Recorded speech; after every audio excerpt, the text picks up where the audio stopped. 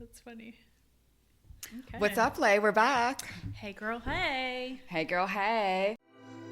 Welcome to the Hit Home Podcast. You're here with Natalie Hashka, city girl turned entrepreneur who transformed a dream into a successful real estate brand, making her first six figures at just 20-something from a house flip.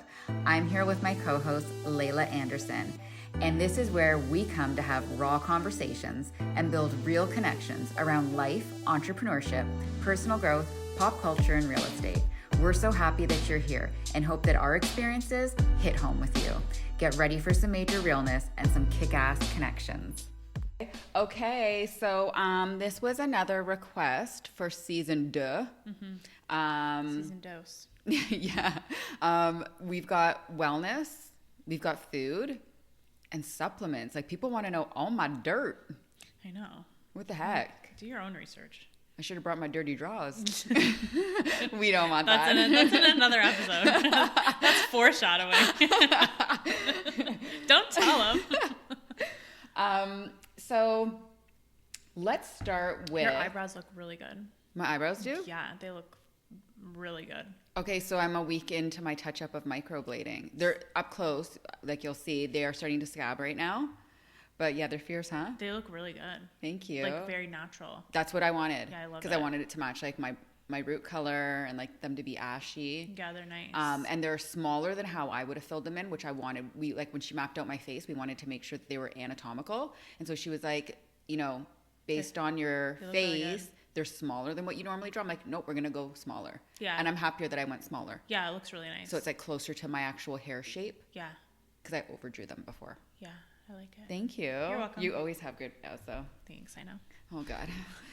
Okay, so this episode is going to be broken up into a few things. I'm going to be talking about like supplements. I'm going to be talking about a lot of wellness stuff I do. And then I think wrapping up with some food stuff. And like it's going to be like more, I think, superficial. I don't want to overwhelm people, but people want to know stuff, right? So it's just going to be like tips and tricks and whatever. Yeah, because like people want to know, again, like it was kind of like the skincare and beauty one. Mm-hmm. People just want to know like how I take care of myself regimen. And why I look like I do at 40. Mm-hmm. So I'm just going to try and give like a little bit of insight. Mm-hmm. Okay, so if you've been listening to the podcast from the jump, you know that I see a naturopath. And I've always been on like a natural kick. Like I was like always a little bit more granola growing up compared to my mom and my sister. Crunchy. A little crunchy. And so I've always been into this stuff. And then obviously over the years, it's just kind of gotten more and more in depth. So as it stands right now, I'm on 27 different supplements. It used to be mother of 33, God. But we've pulled back a couple. My God. So I'm on 27 a day. I divide them in between like 4. So like breakfast, lunch, dinner, and then before bed. I'm at a loss for words. Yeah, most people can't even remember a multi. It's pretty shocking. Yeah, that's a lot. It's a lot, yeah. Holy hell. So it's a mix of like overall health and wellness and like sports stuff. And then it's like cognitive stuff with my concussion, inflammatory stuff for my injuries, and like overall general health. So like we kind of cover everything. Okay. I spend a lot of money on my naturopath and my supplements, but I think that there's two different thoughts when it comes to this. I feel like you're either being preventative or corrective. So you either try to prevent and do what you can, or be proactive, or you wait for something to happen and then you're still spending money to correct. And you're just treating it. Yeah. That's exactly right. Yeah. So I can only hope that this stuff helps, but none of us have a crystal ball like real estate. So who knows at the end of the day. Mm-hmm. Okay. So again, this is what works for me. I am not giving medical advice. And I'm not saying this is what anybody should do. So I'm going to run through the list of the supplements that I take, but I'm not going to like overly go into too much detail about dosing and things like that. Yeah, because everyone's different. Okay. Okay, so I take like a mushroom blend, which is like an adaptogenic blend. And in the beginning, I started taking this only for 6 months of the year. And this was like fall and winter for cold and flu season because it helps build your immunity. Mm-hmm. I got sick for the first time this year since 2012. Like I never get sick ever, like with a common cold or flu or anything. Mm-hmm. And I swear it's from the mushroom blend and working on my gut. Is there lion's mane in that? There is. Yeah. And I take lion's mane for my concussion too, separately. Yeah. But I've heard that's a game so changer there's like reishi, chaga, turkey tail, lion's mane. There's like a bunch of different things in it. Yeah. So I started taking that 6 months of the year. I now take that every day. Okay. I take ashwagandha, which a lot of people don't know about, but it helps with like stress and anxiety. But there's a lot of statistics that show that it helps with sports performance, building muscle. It helps with men's sex drive as well. Yeah. So I swear this has been a game changer for me for the gym. Eric was on that because I purchased it through my whole like fertility thing, but I think it threw something off for me. But he started taking it and he was like, I feel like I could do anything right now. Like like his mental focus between that and like maca, like between those two, he's like, but he's inconsistent. Like he doesn't take it all the time. But most people though, that's not just him. But he really saw like a huge difference in just his mental clarity. So like when it comes to lifting, they say that when taken consistently and like in the highest dose available, which is what I take, you'll have better performance in the gym. So whether that's going longer, lifting more, but bottom line, like I swear by ashwagandha. I take an adrenal support that includes rhodiola. My adrenals are always fatigued between the thyroid and the concussion. Not to mention, like we've talked about, because I work out every day and that puts a strain on your body. I just feel like I have to always make sure that my adrenals are good. Right. I take potassium. I also take vitamin K2. Vitamin K2 acts like a natural antidepressant. So that has been wonderful for mood and things like that. I take zinc. I also take copper, but the way that I consume copper through the recommendation of my naturopath is I have gone to like a natural, like what should I say, like an ethnic store, like an Indian store, and I purchase like a copper jug or in a copper mug. And I put my water in it. And I actually let it absorb the copper through the water overnight. And I drink my copper water as opposed to taking a supplement. It's like cooking with an iron skillet. Exactly. So that's the way that I absorb my copper. I also take selenium for my thyroid, but instead of taking a supplement, I eat like 2 to 4 Brazilian nuts a day. I need to do that. That's the best way to get your selenium in. So I take my selenium through natural food. I do take an iron supplement because my iron is low, and I do make sure that I eat a lot of beef. I mean, I don't love beef, but beef is something that I have to have red meat in my diet because my iron is low. Beef is also one of like the building blocks for muscle though too. It's like one of the, like there's like 5 staples like foods to eat when you're building muscle mass. So I eat that for numerous reasons to get my iron, but also take an iron supplement. I take a very high dose of vitamin C as an antioxidant, baby kicking. Baby's like, beef. He wants steak. I take turmeric in a supplement, and I also put turmeric in my oats every day. I love turmeric. So turmeric is anti-inflammatory naturally, so for all of my injuries. In my oats every morning, I do cinnamon, ginger, and turmeric though. It's like a chai oat. Because it's like all anti-inflammatory, and I've been doing that for years in my oats. When it comes to B vitamins, so I take an additional B12 on its own and a B5. When we spoke about me doing the oat and Dutch test in the other episode, we talked about that my B5 came back specifically low. So I take a B12, I take a B5, and I also take a B100 complex on top of all of that. I take CoQ10. I've taken that. And I take the ubiquinol version of it, which is like the most bioavailable active form. Usually that's for people that have like heart issues from what I've been told. But I take it just so that we get like the best form for memory and cognitive support for me, because it's like an anti-aging. We've talked about before that I am taking estrogen, as we know, and I'm taking progesterone. So estrogen right now is through a pill and tincture, and my progesterone is through a topical yam cream that you know about. I take a high dose of vitamin D3 all year round. Getting into a few support supplements now, like for my fitness and working out for sports. I take an electrolyte every day. I take glutamine, but at nighttime. And glutamine I take for gut health and for recovery, for like lifting weights. I take magnesium every night before bed, and I love the way I make a magnesium tea. So I take I love magnesium. a peppermint tea, which is like herbal and decaf, every night before bed. And then I put a high dosage of my powdered magnesium in it. Okay.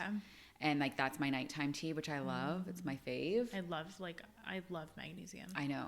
And like it's so beneficial for so many reasons, and we just don't get it in the soil in our food anymore. Yeah. So it helps with muscle cramping, twitching, sleeping. Like there's so many benefits to it. Mm-hmm.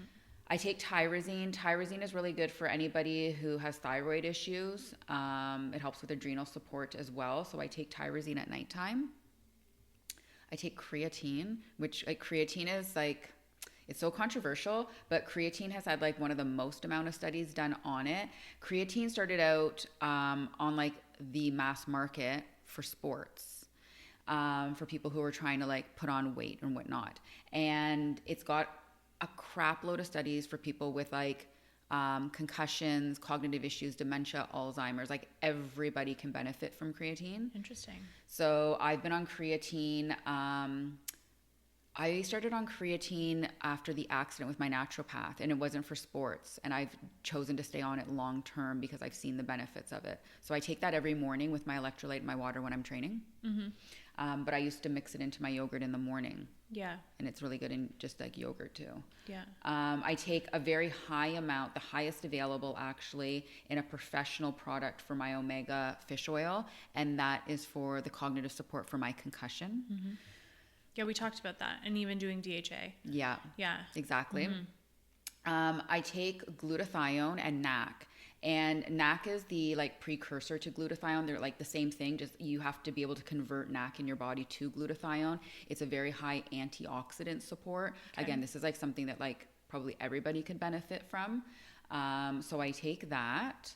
I take something, it's not always regular, but olive leaf extract. This would be one that I would suggest everybody look into.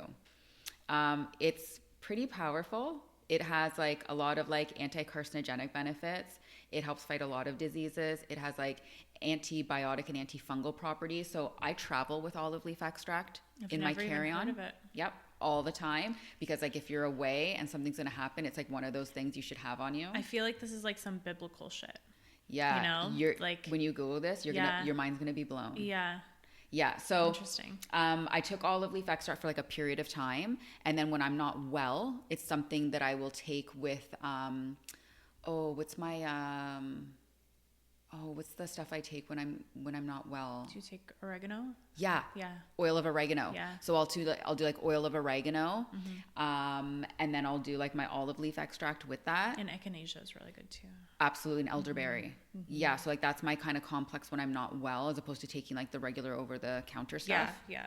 But like I travel with olive leaf extract, like Bible, all the time. Interesting. I have suffered from hives, and we've done a lot of gut work with my naturopath, and like there are foods that definitely give me hives and that clearly my body doesn't react well to. Yep.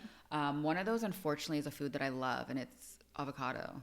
So I do eat avocado, and I don't want to not eat avocado, but I have removed eating a lot of it. Yeah. So it's like a mild allergy. Yeah, like it's really weird. It's like I have like an immune response to it. Yeah, interesting. A lot of people, like I mean, it's a response. Nut, right? Like, so a lot of people that are allergic to nuts are allergic to avocados exactly. too. But you're not allergic to nuts. No. Yeah. So I take a product that helps with like a histamine response, and it's called Histaquil. That's like the trade name of it, but it's like a compound of like different things in it, and it just helps build your immunity up to things. Or if I want to be able to eat, say, avocado, then I can take this to kind of help with the hives that I would get. I see. Okay. Yeah. I have been taking collagen since my early 20s, like over 15 years. I was on collagen before collagen was a fad. And I swear it has like helped with strong nails, thick nails, hair, skin, wrinkles for sure. And I go between two different brands. Right now I'm on Organica. And I love it. It's like every day. And I put it either in my coffee or my tea. Back in the day, I'd mix it in my oats, but like in my coffee and tea is my go-to. Now the majority of my food, because people know I eat high protein, does come from natural animal sources, but I do use a whey protein powder. Mine is all natural though, so it's an isolate and it doesn't have any artificial sweeteners in it. And that is something that I only put in either my creamies. I put it in my oats, my protein oats in the morning. Your proteins. And then my cottage cheese at night. I'll make it with like cottage cheese, whey protein, and usually frozen blueberries as my dessert. Okay. Besides that though, like I don't make shakes or anything like that. I get it just from Whole Foods. So that is pretty much as it stands right now, all of my supplements, which is a lot. That's a lot. Yeah. So obviously there's some research that goes behind what you're going to be taking at the same time and what time of day too, obviously. Yeah, so some of these are better taken in the morning. Yeah. Where others aren't. And then there's some that are specific to evening and unwinding. Yeah. So yes. Interesting. That's why they're split up like 4 times a day. Yeah. You got it. So I'll get into a few like wellness things that I think that I do every day that people might find beneficial. Have you heard of, actually, sorry, before we get to that, have you heard of people taking, are you doing research over here? Yeah. Colostrum supplements? Have you heard that? I have. It's just like, that's when you said it's a new fad. Like it's what's been trending is colostrum. Yeah. And I'm trying to find, because obviously it's not coming from a human. Yeah. It's like a bovine colostrum. Yeah. But I'm trying to find what the benefits. Which is like where my collagen comes from and stuff like that. It's bovine source. It's pretty much, I'm just trying to figure out why are all the girlies taking it? Like, you know what I mean? Like, I can understand, like, it would help build immunity. Yep. Like, fight germs and, like, stuff like that. Yeah. But I think people are taking it for gut health. Okay. Let me just see here if it says why people would be taking it. Because that's been one of the biggest things on TikTok is people talking about taking colostrum. Yeah. The other thing too, like growing up very European in the house, my grandmother lived with us until she passed away. I think why I got on collagen too was like my grandmother used to boil bones. Yeah, bone broth. And we did bone broth growing up. Like before bone broth was like a trend. Yeah. Like we did that. Yeah. And like you can do that. You don't have to buy the bone broth in the store or the collagen. Just like, it's a natural source of collagen. Yeah. Let's see. Rich in vitamins, minerals, fats, carbohydrates, disease-fighting proteins and growth hormones, and digestive enzymes. So may promote immunity, fight infection, and improve gut health. There you go. So that's what people are doing right now. That's the new thing. Are we gonna try that? I don't know. It's higher in protein, fat, carbs, magnesium, B vitamins, and vitamins A, C, and E. Interesting. Interesting. Yeah. That's really cool. I want to look more into that.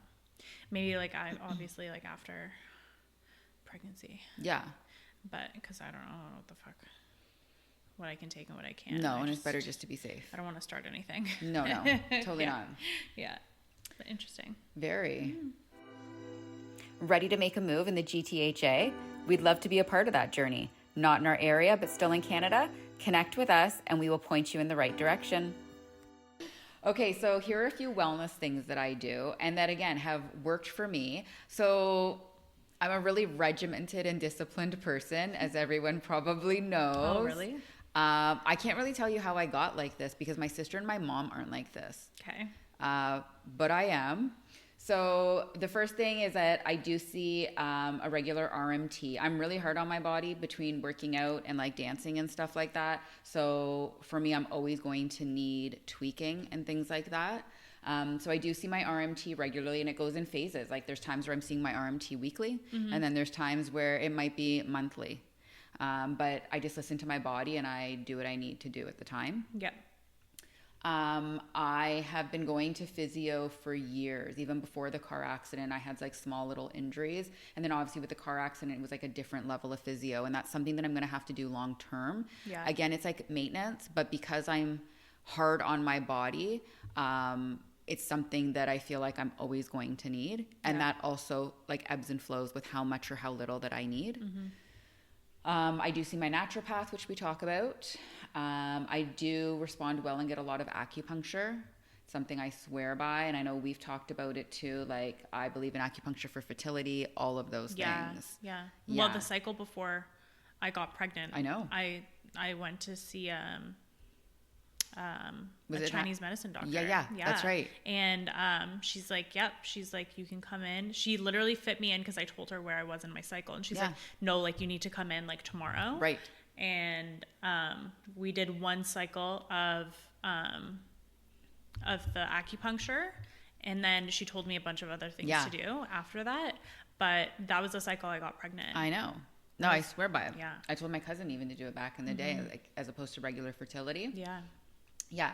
I spend a lot of time doing stretches, static stretches, from my physio and all of that. So I do a lot of stretching, active stretching, and like activation exercises before I lift and then after I lift, and usually like before bed. And like I'm not a big TV watcher, but if I ever am watching TV, like you can find me on my carpet, either like stretching out or on my red light therapy mat. Which brings me to the next thing, is that I do a lot of heating pads before I stretch. I have a hot tub. I do the hot tub before I stretch just to loosen everything up. So I'll usually do like heat and then stretch by choice. Is like the best way that I've been told by all my professionals. And I do red light therapy. I've got the mask, I've got a wand, and then I've got like the full body pad that I can like lay on and put on a chair. We talked about on another episode, I do my cold therapy roller. Yeah. I keep mine in the freezer, and I usually do it in the morning. I do wake up with a swollen face since I've had my thyroid disease, and it doesn't matter if I elevate my pillows in my bed like that, because I have the orthopedic bed from like Sleep Country. So like even if it's called the taco position, you know, so like your feet are elevated and your head is elevated, it still doesn't help. Like I still wake up with a puffy face. So I love this for numerous reasons, and it feels so good. It's so good for lymphatic drainage. So good. Yeah. Antioxidants. We need, just flushing everything out. And then sleep. Sleep is something that for years I went on very little of. And I felt like I was always like a trooper. Like I'd be like, oh, I went on 3 or 4 hours. And it would be like something you'd like wear as a badge of honor. And I was like, okay. Then after the accident and I had the concussion and I was trying to build back all the muscle mass that I had lost with atrophy, and like being dormant and lying in a hospital bed, the first thing that all my coaches told me, like my fitness coaches, were like, you need 7 to 9 hours for recovery of sleep. Like you have to make sleep a priority, because everything else that you do throughout the day is going to go to shit if you're not using sleep as your recovery. That's when your growth hormone is released, all of it. So that's the reason why for years, since I was like 18 or 19, I've been eating cottage cheese as my dessert, because it's a casein protein. So it's a slow release protein overnight. And so that with our growth hormone, like that's like the best combination for like building muscle mass and recovery overnight. So sleep is something that I try my best. I have my phone. It usually goes on sleep mode at 8:30, and then until I wake up at 5 a.m. the next morning. So it's like a do not disturb almost. I drink a gallon of water a day, and that's just we should be drinking at least 70 ounces of water, or half of our body weight in ounces. But a gallon is like the most optimal amount to replenish. It's also something that I find that when I'm drinking enough water, I'm not as hungry.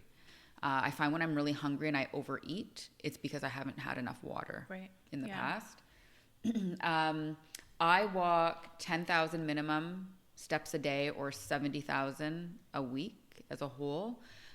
Something that I love doing, because I know for people like my mom, sometimes going on like a 30 or 60 minute walk a day, because let's face it, we are like, sedentary is the new smoking. And so like we live at desk jobs, we sit, we're consuming TV and video games and social media. Yeah. So like just getting up and moving is like, everybody thinks they need to work out. Like just fucking hit 10,000 steps a day and you're fine. She's so committed to this too. Like we went to a wedding and like we went and to McDonald's at like midnight and we're like the only people in there. And we get we're waiting for our food. Yeah, they're making it for us. She's fucking doing her steps. Laps around the restaurant. Like a dog. I was like, are you okay? And she's like, I have to get my steps in. She's like, I thought we were going to dance tonight because we left early. Yeah. And you're like, you didn't worry about getting it earlier. Because I only got my one walk in with my weights and I didn't do my second walk. Because you thought we were going to go dance. Yeah. I was thinking about that night. Like recently, actually, you and me. That was so funny. It was so funny. Oh my god! I've never laughed. Like she's in her heels and in her dress. In my dress. And I'm sitting there just McDonald's. videotaping her because I'm like, oh my god. We should try and pull some of that content. So committed. That might be cute for social. Yeah.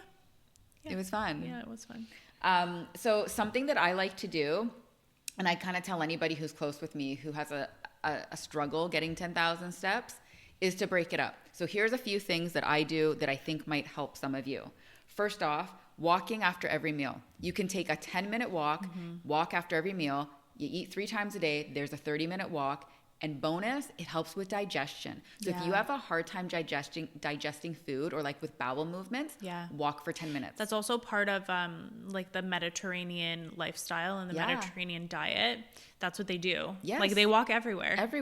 Yeah. So that would be my first tip for people who have a hard time getting steps in. The other thing that I do all the time is I walk while I take calls. So when you get into sales, the first thing they say is get up. Yeah. Because they say that your energy shifts, you're smiling. So take your call I'm always standing and walking. Yeah. So you will see me pacing around my house and doing laps on the main floor when I'm taking calls for work.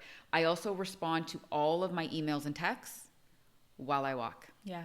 That's like something I batch. So whether it's in the morning at 5 a.m. and I'm on the treadmill and I take the first 30 minutes and I'm responding to like DMs and texts and emails, whether I'm in my house doing it or in my like evening walk, it's something that I end up kind of doing together. Yeah. And you have a walking pad. So I have a treadmill and a walking pad at my desk. You got it, with an ergonomic desk. Yeah.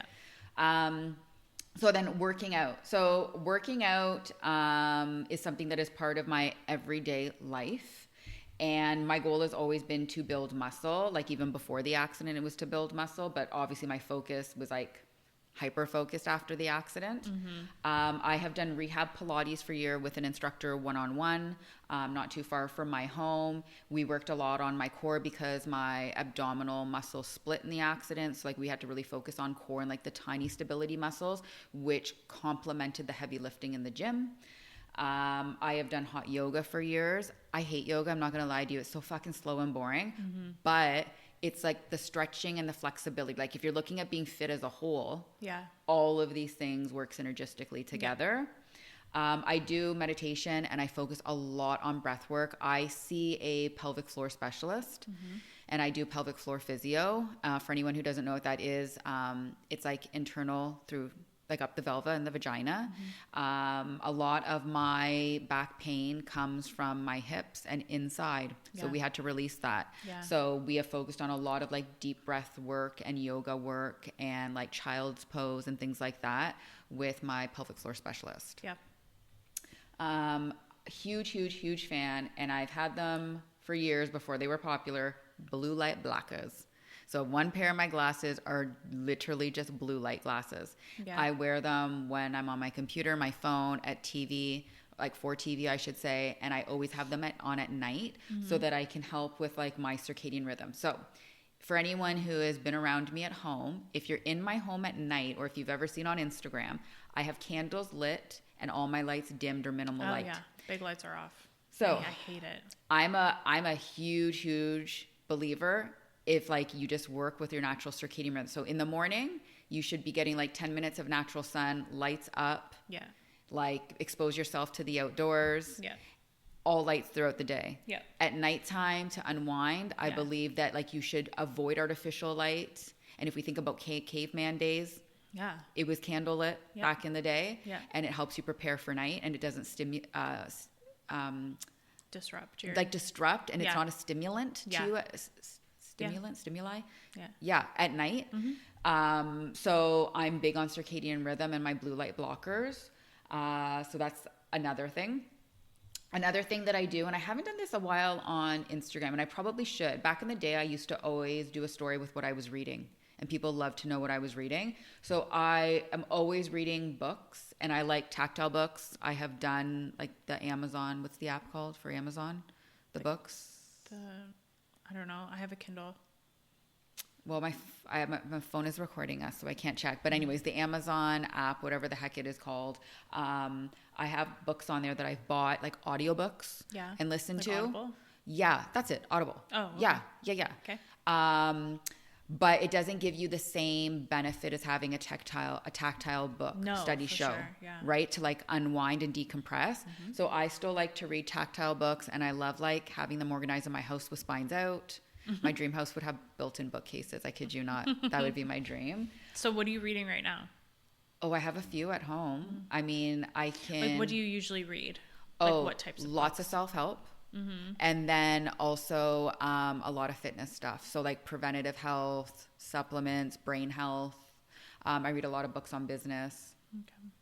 Yeah. Gotcha. Yeah. So I kind of like dabble depending on where I'm at, what I need from it. Journaling. So journaling is a weird one for me. I had to journal in my accident daily, like what I was going through and stuff. And that was hard because it's a hard thing to do. It's a hard thing to do. To get into the habit of doing and like to start. Yeah, and very it's just hard. like it's weird because like I know how I'm feeling and I know what's going on, but like to write it down really fucking puts it to life. It solidifies it. And it's weird. It is weird. Like it feels I don't weird. want to write down how I'm feeling all the time. No.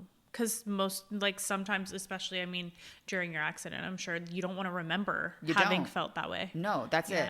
You know, but then at the same time, it's also nice to be able to look back and then see how you felt or what you were going through too. Like to be able to look back a year ago and like see growth and progress too. Yeah, for sure, of course. You know, but I do believe in journaling. I've used so many different brands of journals, whether it was like the 5-minute journal, a gratitude journal, you know, whether it's like what one thing you're going to focus on, you know, to make like the thought your day. And then I also have my motivational calendar, which is like become now my brand. I swear on Instagram, and I share it with everyone every morning. And I have my hardcore diehard people who like wait for that because it's like their motivation for the day. So I just like I try to journal, but I also just try to have like a thought every day, something positive, like a mantra to look forward to set the tone.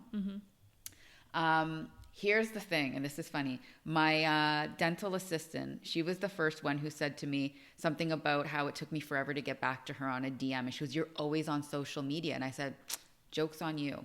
See, I create content, I don't consume. It's like the illusion that you're always on social media, but you're not. Right. So I create a lot of content and I push it. I don't consume a lot of content. And for the people who are in my circle know that I only got social media when I became a realtor in 2017. If I could be without social media, I would be. That's how much I dislike it. And I feel like it's such a waste of time. And I never feel better when after you've consumed it. Thank you. After I feel worse about myself. Right. So for me, I minimize social media as much as I can. I do what I need to do. I have people on notifications, which we've talked about in season 1, because I want to support people. It's important that I support people. But because I don't want to be scrolling, I have people on notifications so that I can support. How nice. I try. And charitable in of you. In this little heart of mine. Now, another thing too, because that takes me into like real world stuff now. I'm also super protective of who gets access to me in the real world. So I believe that we are a product of what we fill our mind with and what we consume. And that includes the 5 people that we spend the most time with. So I don't believe that everybody deserves to get access to me. And I'm very particular on who I let into me and who you give your energy to. And who I give my energy, because I feel like every relationship is an energy exchange. 100%. I know. You and I both believe that. So I'm very specific on who I hang out with. And who I date. Big time. Yeah. And it could be like the closest people to you too. I know. And like you just have to I learned that in therapy. Yeah. But like boundaries. You had to put a boundary up. Like, I know. Had to. Because there is toxic people. And it's like obvious now. Right. Like at least to me it's obvious. It's probably obvious to them too. But like I had to put a boundary up. I know. And I physically look different. Yeah. Before and after. You told me this with that one person. It's so fucked up. And like, I feel like there's like, there's givers and takers in life. Oh yeah. And Eric and I laugh because we watched this show called What We Do in the Shadows. Yeah. And it's about vampires. It's a mockumentary. It's actually really funny. It sounds stupid, but it's really funny. Yeah. There's this one vampire called, like, he's an energy vampire, and he will just bore you to death, or like that's how he gets, like, cool. Instead of sucking blood, like he sucks your energy. And like we've witnessed so many people that are like that, and we're like, oh, that's Colin Robinson. Yeah. Yeah. And totally. And it's so funny. Like, but it's being aware of it too. But and it's like, being aware. Yeah. And like something I've learned over the years too is like, they say with your business and your brand, it's about how you make someone feel in that experience. Oh yeah. 100%. But like, be aware of how you feel when you leave someone.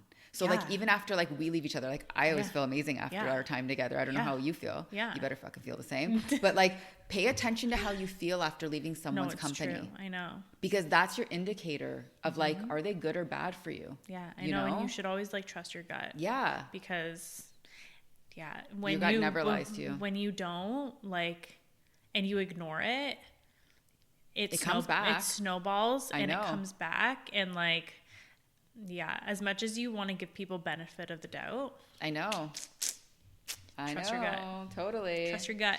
Gut health. Literally. Yeah.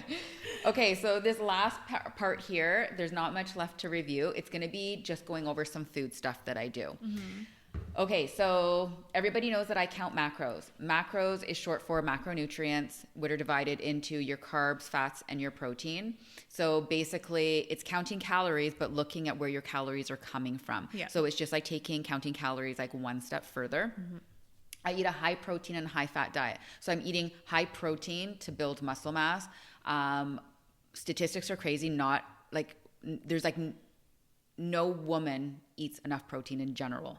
So like eating high protein, everyone can benefit from. And I eat high fat for my brain health because of the concussion. Yeah. My fat macro is the hardest one for me to get. Like I have to be very mindful of getting my fat because it's one of the things I did my whole life was under eating and diet. And I dieted for years and I was the low fat, no fat, fat-free generation. Yeah. No, you know? No. Yeah. And so like, I have to be mindful of like adding nuts into my protes and like adding peanut butter into my protes or like eating my Brazil nuts. Yeah. Adding whatever, olive oil, because I could have like zero fat. Yeah. And for someone who doesn't get a period, I have to make sure that my fat stays at a normal amount to protect my hormones. Yeah. Because that's what people don't realize is like fat helps with normal hormones for a woman. It is so 100%. Important. Oh yeah. Yeah. Help us spread the love one home at a time. Rate, review, and share this podcast. It would mean the world to us, and hey, it may even change someone else's world. Don't forget to like and subscribe.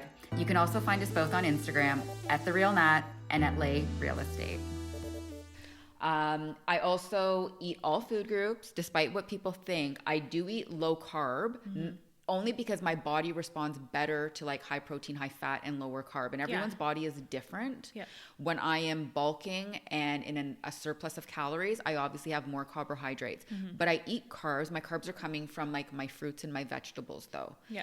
They're not coming necessarily from like where they come potatoes and stuff like that. And like I will eat potatoes and I eat gluten-free oats and things like that. It's just I tend to get my carbs from my fruits and veg. Yeah. I eat 4 meals a day.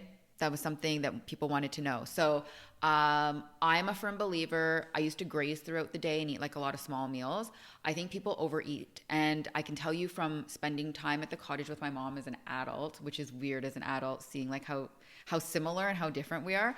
My mom eats breakfast and I swear to God, in the next hour, she has another 3 meals. And I keep telling her, like, if you just increased your portion size and ate high protein, you'd stay full until lunch. And then she overeats and she snacks and she consumes more calories.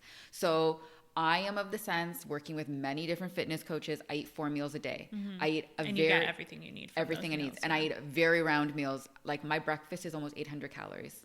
So wow. It's shocking. Like my brother-in-law literally like lost his mind when he saw my app and he's like, how do you eat that? And I was like, you could too if you just like programmed your food right. That's crazy. Yeah. So I eat like a very round breakfast, lunch, and dinner. And then I have a dessert. I do have a sweet tooth, always have. Yeah. And so I have dessert every night. And it's better mentally to not deprive yourself of those things and just make better choices. So that's one of the things on here is that I work. So like depending on like what's going on in my life, I will put in like, for me, having my coffee every day is something I need. Yeah. Having like something sweet in my oats, whether that's my protein powder or like my peanut butter or my dessert at night. Yeah. So I put those in and I work around them because omitting them and not having them part of my life is not something you can sustain long term. No. And then you binge. That's exactly right. Yeah. The next thing is that I build all of my meals around my protein. So everybody knows that I track my macros. I plan all of my macros a week in advance. Usually on a Sunday, I'll sit down for like, depending, it's like 30 minutes normally. And I will plan my meals from the Monday to the next Sunday. Okay. So I know all of my meals that I'm going to eat. Yeah. Few reasons why I like this. On the day of, I'm not thinking about what I want to eat or what I feel like. Yeah. There's so many decisions. Takes the guesswork out of it. Takes the guesswork out of it. I don't need to think about anything else. Yeah. That I already have to think about in a day. Yeah. I just go into my app and I'm like, today's salmon, today's beef, today's chicken. Yeah. And everything is there. So I like that it takes the guesswork out of it. Number 2, it keeps me accountable. That's like the biggest thing is like just seeing where all your food is coming from. Yeah. And like, even if you're off within a few calories or like up or 5 down of a macro, it's still a baseline for you to follow. Yeah. And the third thing is that it keeps me in line at the grocery store. I can literally go to the grocery store and say, I need 2 chicken breasts. I need 1 pack of chicken sausage. I need 6 zucchini. Yeah. I'm not just like aimlessly shopping. I can say like... And you save money that way. I save money because it's almost like meal prepping in a different way of meal prep. Like meal prep, people think it's in your kitchen, but like I'm meal prepping by actually planning my meals for 7 days in advance and know what we're going to eat. Yeah. And I feel like if I was ever a mom, I feel like that would be so beneficial to even have like a calendar and be like Tuesday's Taco Tuesday, my friend Fish Alyssa, Friday. My friend Alyssa is like a machine at that. Like she is so good at planning her meals. Yes. I need to get better at that. I feel like I need to be... But we can work on that. Yeah. But like she is like a machine. You go to her house, you see her calendar and you're like, oh my God. Totally. And she's so I love good that. at that. Yeah. So I plan all of my meals around my protein. So when I'm planning my meals in my app, each of those 4 meals is first based around my protein. And how I break that down is like whatever your protein goal is for the day in grams, divide it by 4. And then I build my meat and then I throw whatever, that's where I throw in my carbs and my fats. And then I build a meal. Yeah. And each meal will always have a minimum of 40 grams for me of protein in it. That's minimum. The biggest thing for me growing up in diet culture and being overweight and having a horrible fucking relationship with food and my body image was learning how to have a good relationship with food. So I grew up in the generation of good and bad food and dirty and clean food. Yeah. And I still will say like, let's go get dirty food, meaning like Mickey D's or pizza. Yeah. It's something that I can't even erase from my vocabulary. No. Yeah. But the biggest thing with me was learning how to have a relationship with food and not feeling guilty when I ate something. And knowing that when I eat food, so here's the thing. When I went away for my 40th birthday, the friend that I went away with, she was like, you surprised me. Like, I didn't think you were going to try all the cultural food. And like, you ate donuts with me at night. And I was like, oh, hell yeah. And I was like, as long as I hit my protein, I'm on a trip. Yeah. I want to enjoy it. Yeah, you're still going to live your life.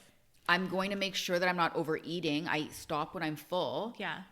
But I have to live life. Yeah. And that's normal. And that's not an everyday thing. This is just like a one in a lifetime thing. And then I get right back on track when I come home. Yeah. But the biggest takeaway for me is that when I'm at home and I'm doing my day to day and someone's like, oh, okay, do you want to go get pizza? I can eat pizza. But how I've learned to process things now is that I look at how it serves my body. Right. So it's not that I can't eat pizza. Yeah. It's not that I don't like it or don't want it. Yeah. But I do know that the 40 grams of beef and the cauliflower rice is going to serve my body from an like a inflammatory response, and for helping me build the muscle that I need to support my injuries in the gym. So I now look at food not as good and bad, but I'm like, how does it serve my body? And don't get me wrong, you saw me eat McDonald's. And I enjoyed it. And like I felt no guilt around it. But I also know that that moment was more about memories and not macros. And I can distinguish that. And I also know that that's not my everyday. But I also left it on the table, and it was what it was. It was a memory. It wasn't serving my body. But that was an awesome memory. Like, look at us talking about me pacing and doing things. For sure. You know what I mean? So I think the relationship with food was a big one for me to overcome. You're not depriving yourself. Never. No. You're just accountable and mindful. Absolutely. The other thing is too, I was always like a number chaser. So I always felt like being smaller was better. That's a societal thing though. And that, you know, looking at a number on the scale. And so for me, looking at that it's just a number, tracking all the data and taking all the data. Now, as far as like, instead of chasing numbers on the scale, I focus on goals. So as an example, like instead of like trying to lose weight or be a certain number or certain size, my goal is like, can I be stronger in the gym? Can I lift more? Can I do another rep? How do I feel? You know? And that's what I'm going based on, as opposed to chasing numbers. Because I think as a society, we always want to be the smallest version of ourselves. I'm like, sorry, fuck that. How about being like the strongest version of yourself? The most powerful version of yourself? You know, like I've always said this for years. Like, I think strong is the new skinny. And you can almost guarantee that the smallest version of yourself is lacking so much. In nutrients, and like you're not feeling well, and your brain is off, and like everything. And like think about it in business. We don't go into business and go, I want to be the smallest version of myself. It's like you go in, you're like, I want to be the top dog. I want to be the top producer. I want to be the biggest, baddest version of myself. So I don't know why, when it comes to like North American society and diet culture, why we want to fucking always be the smallest version. I mean, for us, like growing up in the 90s, that was like supermodel culture. So like, I think growing up with body image now, I think this generation has a little bit less of a mental load when it comes to that. But I have seen a shift recently in on TikTok that a lot of people are, I think it's like the resurgence of like trends. So like low waist jeans. Well, I saw. If someone with like a belly wants to wear low waist jeans, it's not going to look the same as someone that doesn't. So like, it's interesting how like we kind of recycle those things, and it affects society, and for sure, like especially young girls, like mental health. I agree. Okay, one of the biggest things too that I also focus on here is like, I am a perfectionist. It'll be the death of me. My mother hates it about me. So for me, this whole journey has been about consistency, not perfection. That would be like my biggest takeaway. And there's going to be slip ups every day. And there are going to be days where I'm hungry, and I do not believe in like starving myself. So if I'm hungry, I will eat whole foods, but I'm going to eat.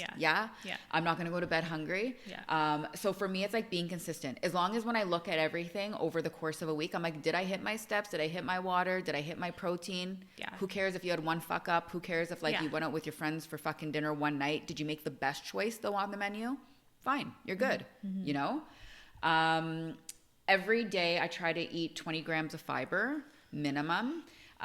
Breaking it down to like maybe like 6-7 grams of fiber a meal, but fiber keeps you full. It helps with bowels, but also helps keep you full. So that would be something that I would say to think about, because there are different fruits and vegetables that are like more high in fiber that will help keep you fuller longer. Let's see here. I'm not a huge dieter. I spent my life in dieting, and I have been at maintenance now. I don't know, close to 2 years. I've been in 2 bulks, like surpluses, trying to put on muscle mass, which that was like a huge mental fuck to try and get through, because never as a woman do you try to be bigger and eat more calories than you're supposed to. And you see the scale go up and you're like, that's a good thing. And your clothes get tight. I know. Yeah. Exactly. Yeah. So the majority of my year is spent at maintenance calories, but I do a bulk and a cut, usually somewhere in there. But I fucking hate dieting now. After being at maintenance and like bulk calories, I fucking hate. I don't know how I dieted my whole life.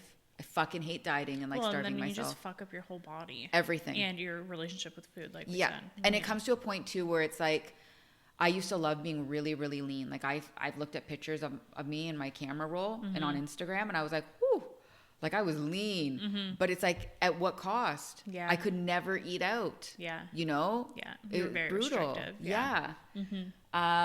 Okay, a tip that I have here for everybody before, because I do eat out with my friends, but I try to minimize going out because on average, there are 20% more calories on any given meal on a menu than what they account for. So if like a meal says that it is like 1,400 calories, you should be accounting for an additional 20%. Yeah. So it's very hard to control what you intake off a menu. Even if you make the best decision, they cook in a lot more oils and greases and that than we cook at home.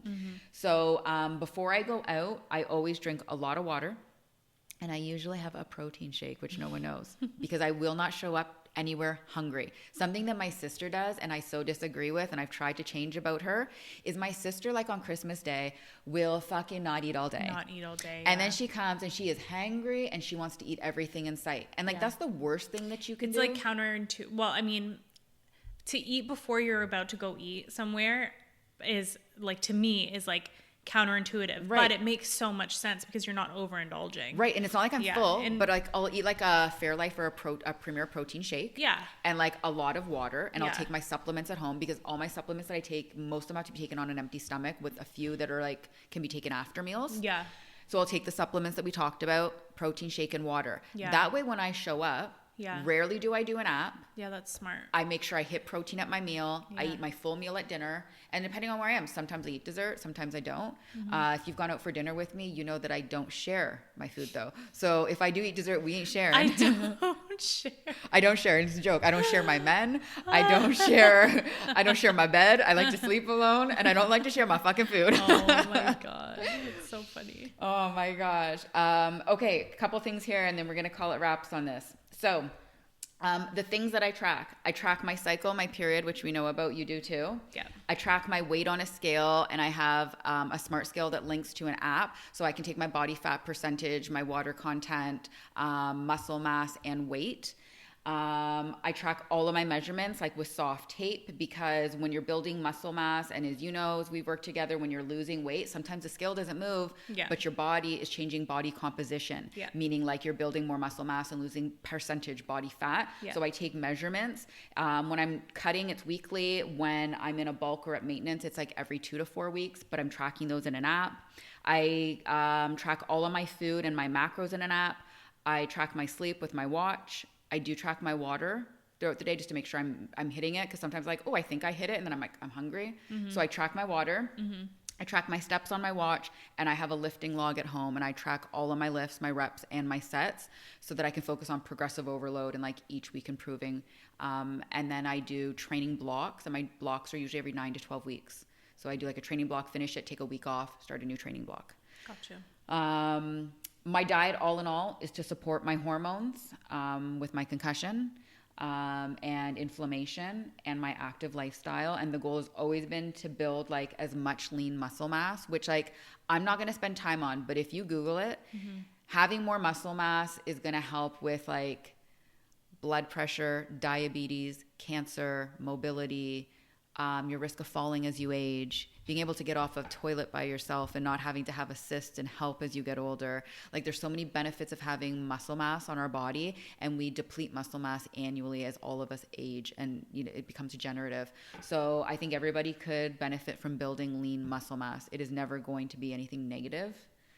And the biggest takeaway is that although I do all of this, the one thing that I have learned is being present and focusing on intuitive eating. So the thing that I like about tracking food, because it can be very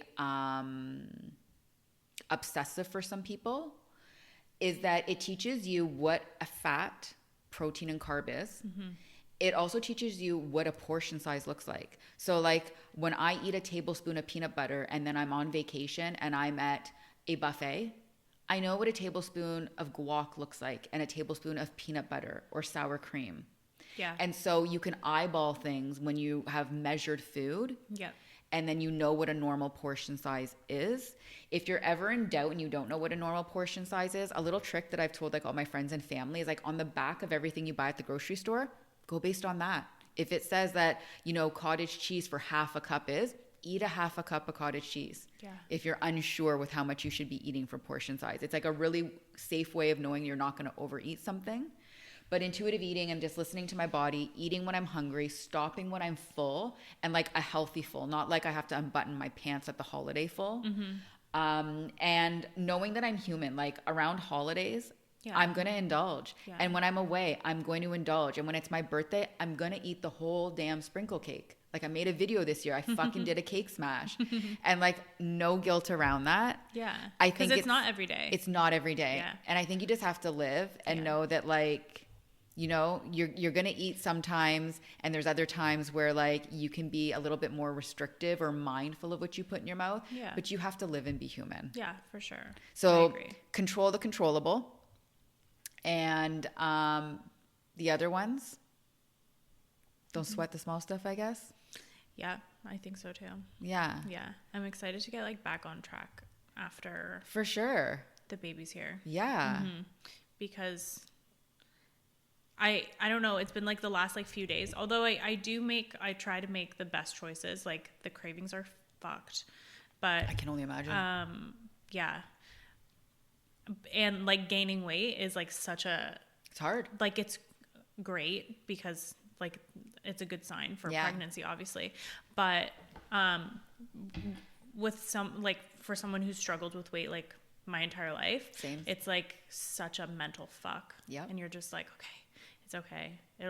It's not forever. I was telling Lay off camera the other day, I was looking at a whole bunch of our shit from last year when we first started batch recording. So like last December. And I was like, girl, both of our faces have gotten fatter since last year. I know. It's so But we're getting fatter together. It's fine. Everything is fine. I'm about to go into hibernation mode. Like totally. You won't see me.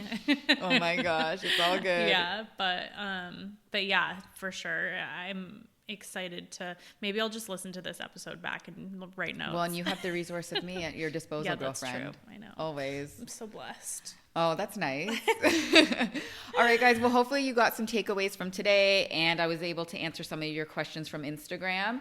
And thanks for listening as always. And you got your besties here. Nat Lai. Love you guys. Bye. Let's put a bow on it and wrap this episode up. Thank you for joining us today, where we got real and raw. If this hit home for you, don't forget to tap those stars and subscribe to join us next time.